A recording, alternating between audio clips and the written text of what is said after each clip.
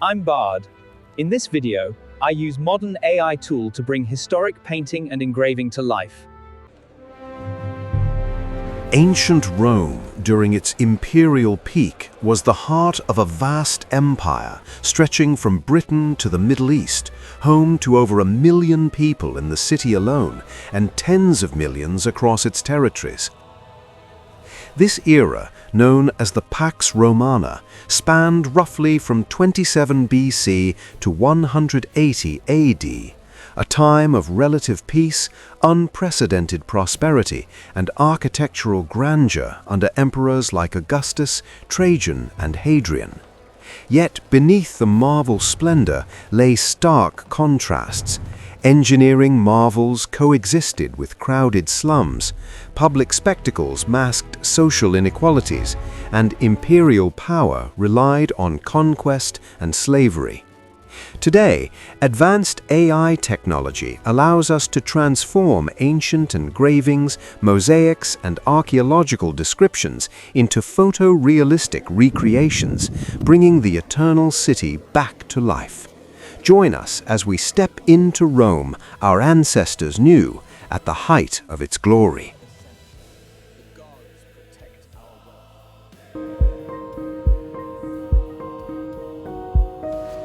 This is a breathtaking aerial view of the Roman Forum in the 2nd century AD, the political, commercial, and religious epicenter of the empire.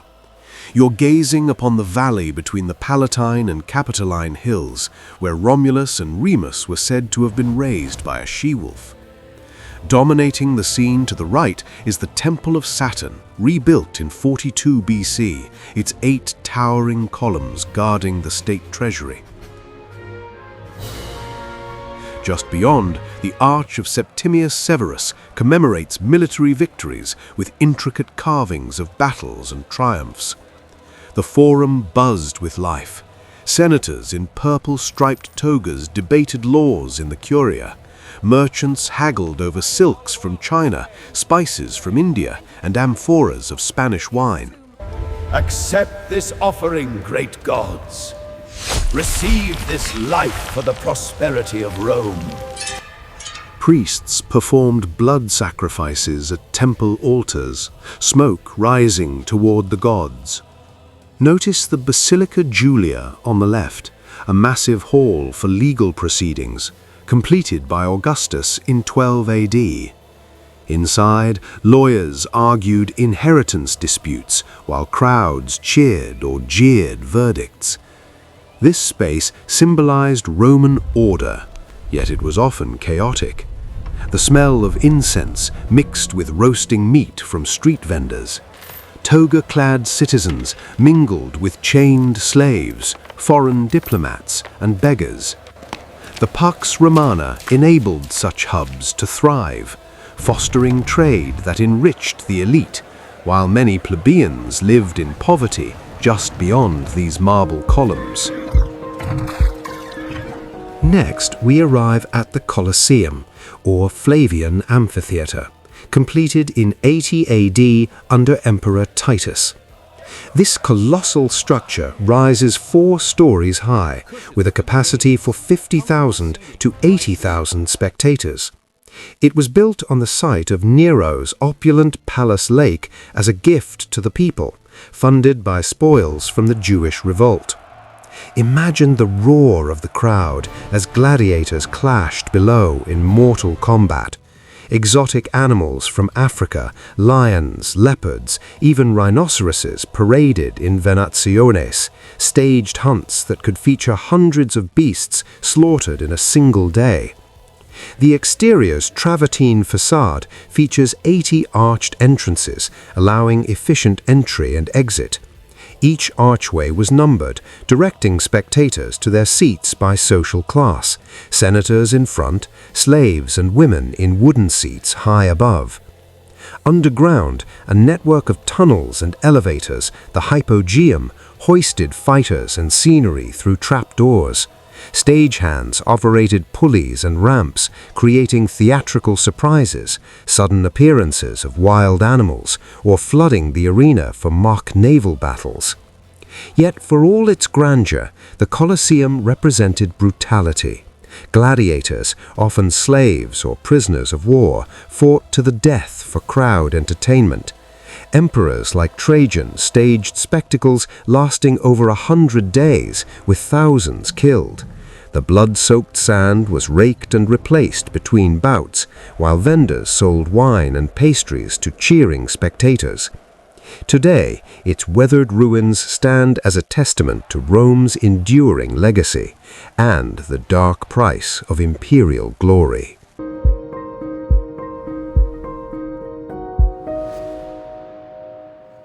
This is the Pantheon, rebuilt by Emperor Hadrian around 126 AD, one of the best preserved ancient buildings, thanks to its conversion into a Christian church centuries later. You're looking at the massive domed rotunda, 43 meters in diameter, the largest unreinforced concrete dome ever built, even by today's standards. At the top, the oculus, a 9-meter-wide opening, lets in light and rain. Water drains through subtle floor holes, a marvel of Roman engineering. The portico's 16 granite columns, each 12 meters tall, were quarried in Egypt and transported via the Nile and Mediterranean, a logistical feat showcasing Rome's global reach. The bronze doors, original to Hadrian's time, weigh 20 tons, yet swing smoothly on ancient hinges. Inside, niches once held statues of gods like Mars, Venus, and Jupiter. Dedicated to all gods, the Pantheon embodied the Pax Romana's religious tolerance. Greek, Etruscan, and Eastern deities coexisted under Rome's vast spiritual umbrella. Daily life here involved pilgrims offering sacrifices, priests in white togas slaughtering oxen at the altar, blood pooling on marble floors. Outside, vendors crowded the portico's steps, hawking bronze amulets and scroll prayers to tourists from across the empire.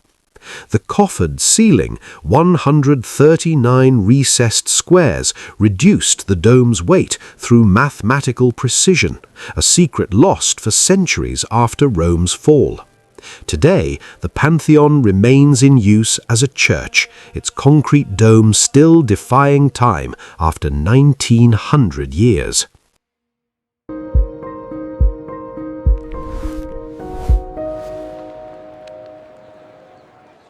Behold Trajan's Column, erected in 113 AD to celebrate Emperor Trajan's victories in the Dacian Wars.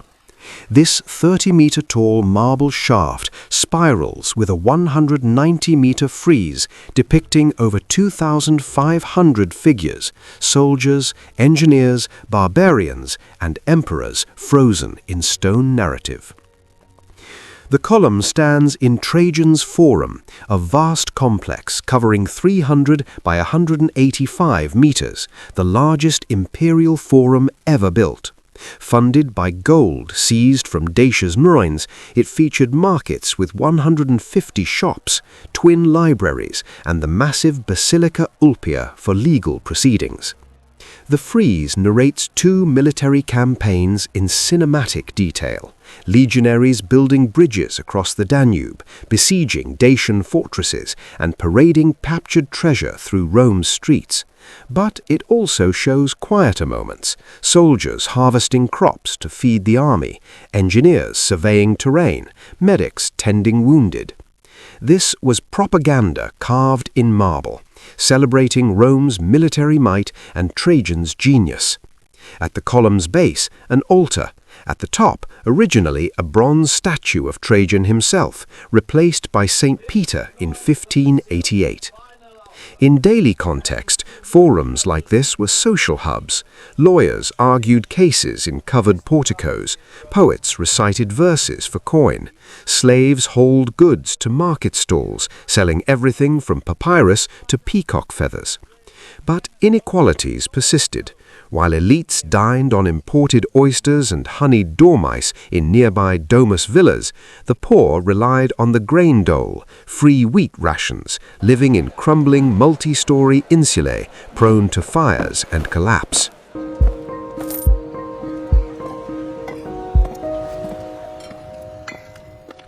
This view captures the Circus Maximus in its imperial heyday, rebuilt by emperors like Augustus and Trajan into a stadium 621 meters long and 118 meters wide, seating up to 150,000 spectators, larger than any modern sports arena.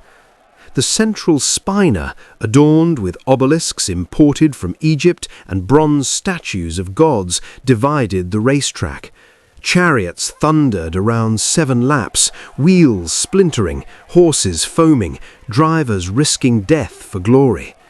4 racing factions, reds, whites, blues and greens, inspired fanatical loyalty.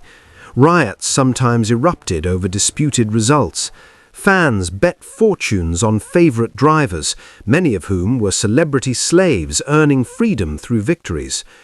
Emperors attended from the imperial box on the Palatine Hill, using races to gauge public mood and distribute favors. If the crowd grew restless, grain was tossed from the box. Cheers meant political safety, boos danger. Daily life revolved around such spectacles. Vendors sold spiced wine, roasted nuts and bread.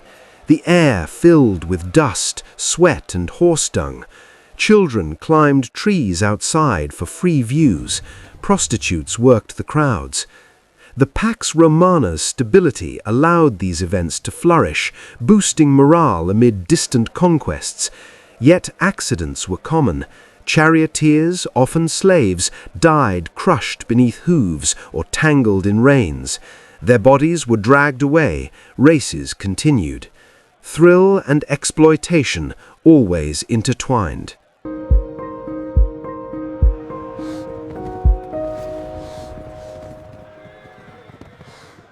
Here we see the Aqua Claudia aqueduct, completed in 52 AD under Emperor Claudius and restored by later emperors, one of 11 aqueducts supplying Rome with over 1 million cubic meters of fresh water daily.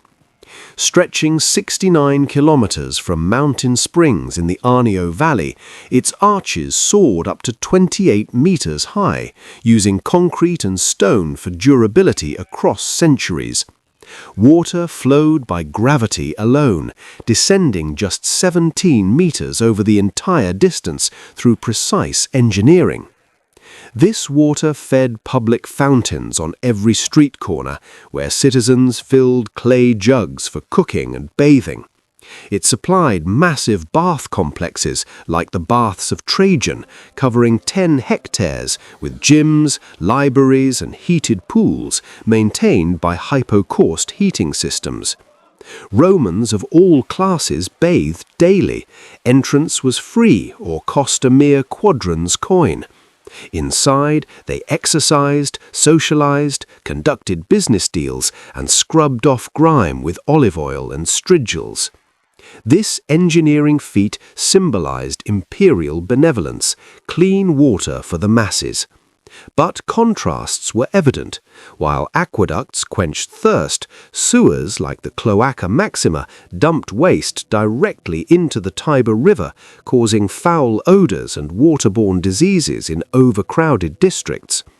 The poor, living in upper floors of insulae, often had no running water. They hauled buckets from fountains or bought from water cellars. Meanwhile, elite villas featured private baths with heated floors and frescoed walls. Clean water unequally distributed.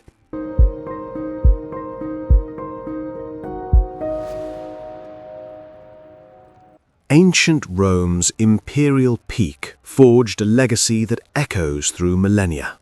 Roads spanning 80,000 kilometers connected 3 continents.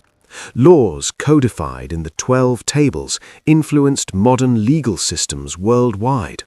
Concrete, arches and domes revolutionized architecture. But this glory was built on conquest and inequality. The Pax Romana's stability allowed culture to bloom, yet it sowed seeds of overextension, corruption, inflation, endless wars draining the treasury. By 180 AD, the death of Marcus Aurelius ended the era of the 5 good emperors. Rome would stagger on for centuries, but the peak had passed. History has left us thousands of engravings, weathered mosaics, and fragments waiting to be revived. So tell us in the comments, which ancient city or era would you like to see reconstructed next? Athens in the age of Pericles, Alexandria under the Ptolemies, Constantinople at its Byzantine height. Hit like and subscribe for more journeys through time. Thanks for watching, and we'll see you in the past.